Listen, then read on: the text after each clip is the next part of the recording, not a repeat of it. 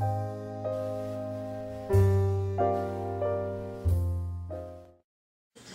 call the Scottsboro work session Monday, June 17th, 2013 to order. The invocation given by Gary Stewart and the pledge of allegiance given by Mr. Keesley.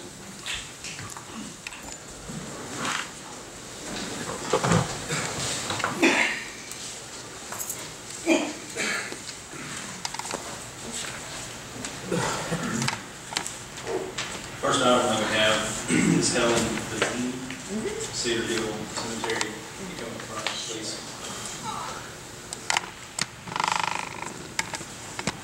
Good evening. I'm here to talk about the Cedar Hill Cemetery, which is a beautiful historical cemetery dating back, I believe, in the 1870s. Lately, the newer section, not so much lately, but for a while now, this cemetery is looking like a junkyard, in plain words. It is no longer, it's just not a beautiful, restful place where you go and to see your loved one. There seems to be an array of broken benches, solar lights, wind chimes, bird houses, pinwheels, various metal objects, broken benches.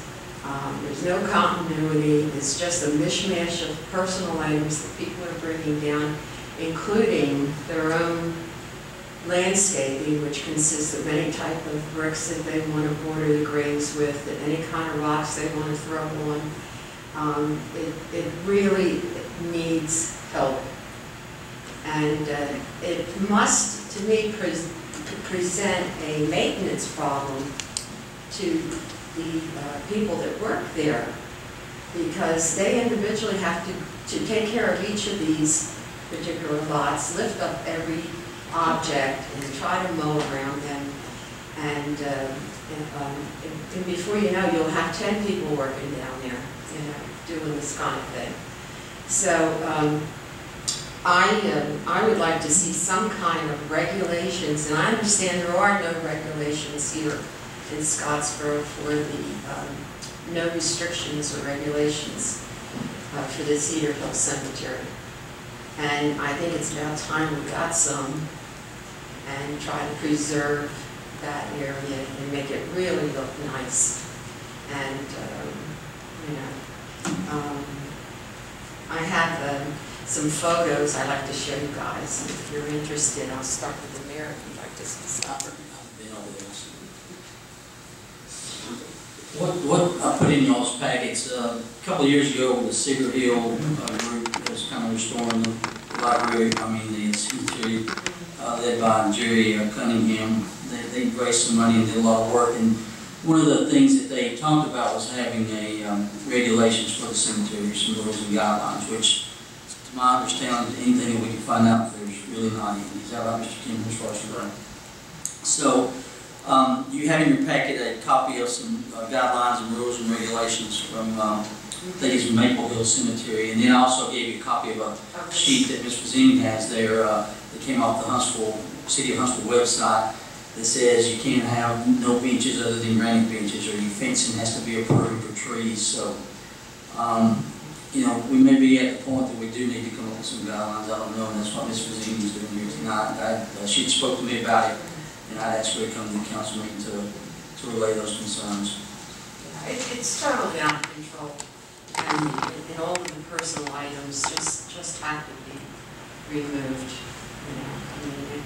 It's not looking very nice for a cemetery that could look that nice. It's a beautiful area, and it's just, it needs help right now, desperately.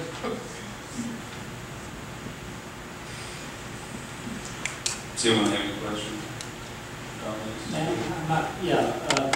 The committee and group that work on the cemetery, they still together? Pretty much just only in name. Mr. Cunningham had some health problems, and he was kind of spearheading that.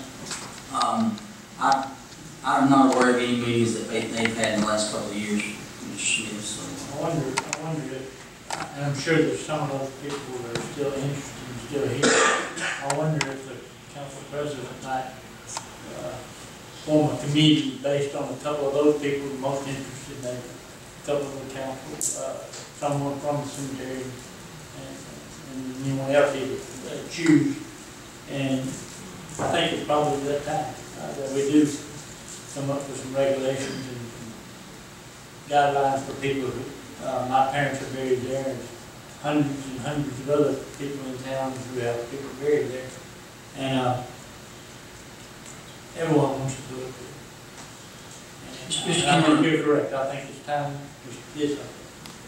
You probably don't want to ask this question, but legally, I mean, we sell that property to those owners. Is there a conflict or a problem there? Until a couple of years ago, the answer to that question would be yes. But the Supreme Court of Alabama has basically said that since perpetual maintenance is what one pays for, that regulations, appropriate rules and regulations, reasonable rules and regulations can be enforced.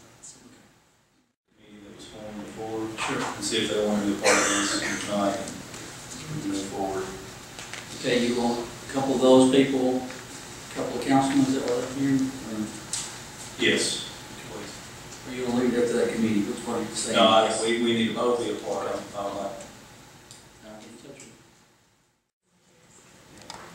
you. Just myself, Carol, Okay. and then I know Mr. Duffy's still a part of that committee, and I don't remember who else. Ronnie, is Ronnie here? Do you remember?